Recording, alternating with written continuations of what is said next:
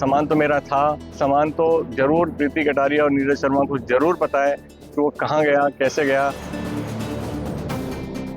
फरीदाबाद के सेक्टर 15 स्थित state bank of India की शाखा में विश्वास और सुरक्षा के दावों की धज्जियां उड़ गई हैं।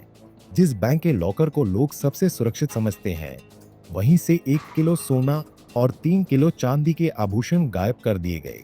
पुलिस ने इस मामले में बड़ी कार्रवाई करते हुए तत्कालीन बैंक मैनेजर प्रीति कटारिया, पूर्व मैनेजर AK सिंह, कर्मचारी भावना नरवाल और वेंडर नीरज शर्मा को गिरफ्तार कर लिया है।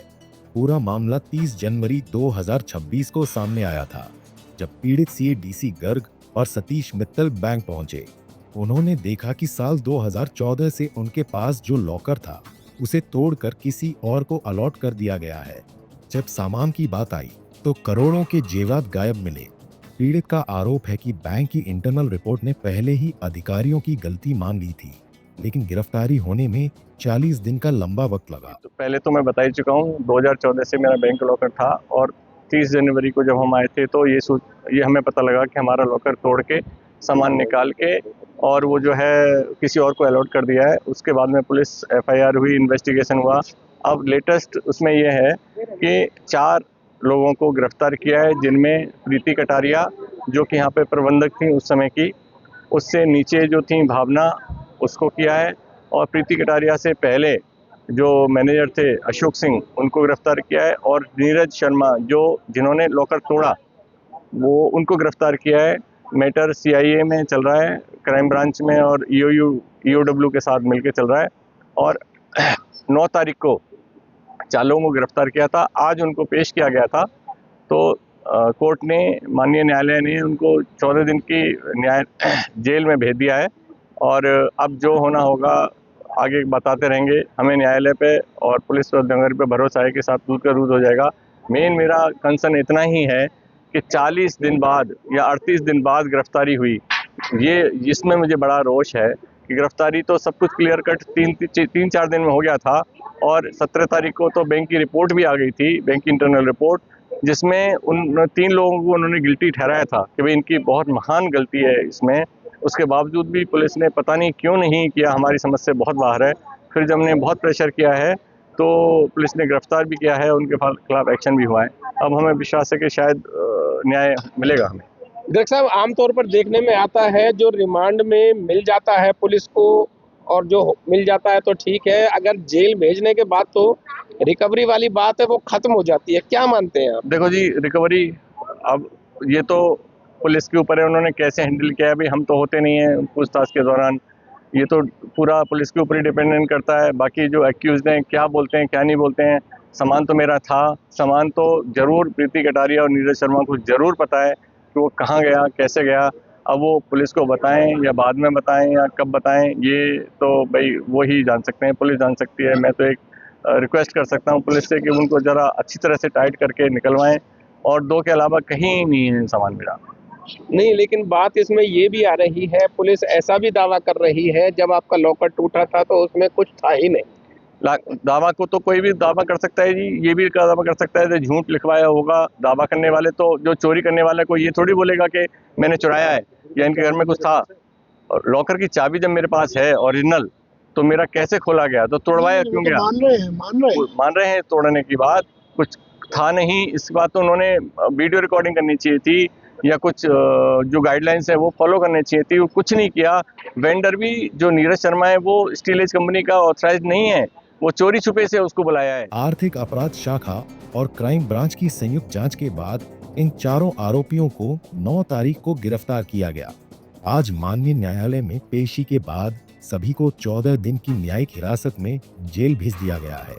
हालांकि पुलिस प्रवक्ता यशपाल ने इस मामले में ऊपर से आदेश का हवाला देते हुए आधिकारिक बयान देने से इनकार कर दिया, जिससे पुलिस की चुप्पी पर भी सवाल उठ रहे हैं।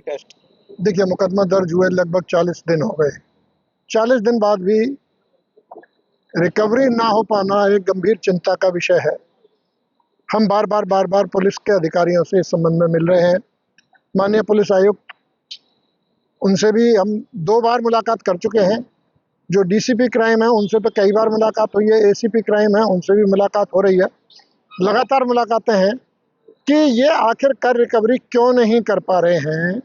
तो ये एक बड़ा चिंता का विषय हम सबके लिए है। जो पीड़ित परिवार है वो तो वैसे ही दुखी है, उनके परिवार में बुरा हाल है, रो रो के सब लोग, और 40 दिन बाद भी ये सब चीज़ें कुछ रिकवर नहीं होना एक कारक प्रणाली पर कम से कम एक प्रश्न चिन्ह तो लगाता है। फिर भी हम पुलिस कमिश्नर साहब से और अन्य अधिकारियों से दोबारा से फिर मिलेंगे बार बार और इस संबंध में कड़ी कार्रवाई की थोड़ा सा मांग करेंगे कि और उचित तरीके से किया जाए। अभी कई लोग गिरफ्तार भी नहीं हुए जिनका इस कांड से संबंध है। जैसे कि मैं एक छोटी सी बात कहूँ आपको, एक पर्टिकुलर लॉकर जो ये दावा करते हैं कि हमने काफ़ी लॉकर तोड़े गए हैं, काफ़ी लॉकर वाली बात नहीं है। एक पर्टिकुलर लॉकर तोड़ा गया और उसी को अलॉट कर दिया गया। ऐसा क्यों हुआ? और कोई कारण नहीं, आज तक कोई कारण नहीं बताया। कोई दस्तावेज बैंक में उपलब्ध नहीं है कि किस कारण से तोड़ा गया, कब, और वो भी बैंक के ही एम्प्लॉय को अलॉट किया गया है। वो भी पूर्व मैनेजर ने ये सारा, वैसे तो उन्होंने कबूल किया है कि ये मैंने तोड़वाए हैं, लेकिन एक डेट जो बता रही हैं उसमें अभी भी हम तो उससे संतुष्ट नहीं हैं, क्योंकि जब कोई रिकॉर्ड ही अवेलेबल नहीं है तो वो तो कोई भी डेट कभी भी कुछ भी बता सकती है। क्योंकि पर्टिकुलरली उस डेट में 20 मार्च जो बता रही है, 20 मार्च में एक ऑलरेडी एक और लॉकर ऑफिशियल तरीके से टूटा है, इसलिए उस डेट का सहारा लेकर वो सारी ये स्टोरी बना रही हैं।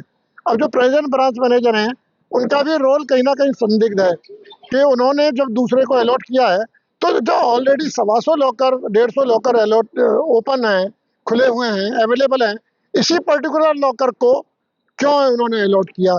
एक और शख्स है जिसको 1,80,000 की पेमेंट हुई है, ताहिर नायक, जोधपुर का रहने वाला है।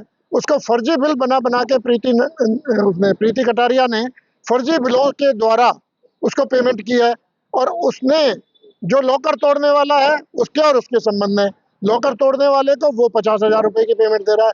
ये सब चीज़ें व्हाट्सएप चैट से निकल के आ रही हैं। प्रीति कटारिया, कोई डॉक्यूमेंट वैसे तो अवेलेबल नहीं है, लेकिन तोड़ने वाले को 1 फरवरी को, क्योंकि ये जो इशू था, घटना था, वो 30 जनवरी की है, उसके 2 दिन बाद प्रीति कटारिया अपने व्हाट्सएप मैसेज करके उसको, नीरज शर्मा जो जिसने तोड़े हैं, उसको फेक लेटर भेज रही है कि आप इस लेटर को दिखा देना कि मैंने उन्हें बुलाया था। उसके साथ लॉकरों के नंबर भी वो बोल रही है। सारे के सारी ये जो व्हाट्सएप की रिकवरी चैट है उससे बरामद हुए। अब सबसे बड़ा सवाल रिकवरी का है। पीड़ित परिवार को उम्मीद है कि कानून उन्हें न्याय दिलाएगा और उनके पुरखों की जमा पूंजी उन्हें वापस मिलेगी। लेकिन इस घटना ने बैंकिंग सिस्टम पर लोगों के भरोसे को हिलाकर रख दिया है। फरीदाबाद से अनिल राठी, पंजाब केसरी टीवी। हमसे जुड़े रहने के लिए हमारे YouTube चैनल को सब्सक्राइब करें और नई वीडियो की नोटिफिकेशन के लिए बेल आइकॉन को दबाएं। अगर आप ये वीडियो Facebook पर देख रहे हैं तो लाइक जरूर करें और ज्यादा से ज्यादा शेयर करें। धन्यवाद।